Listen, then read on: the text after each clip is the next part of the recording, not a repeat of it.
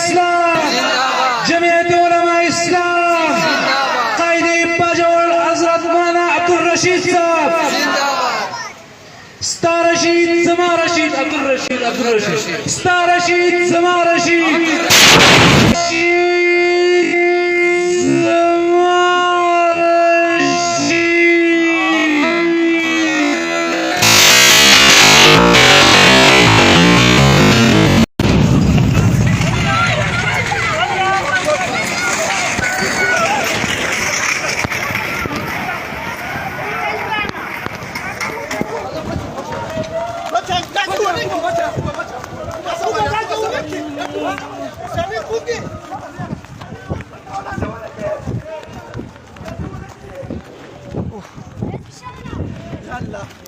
يلا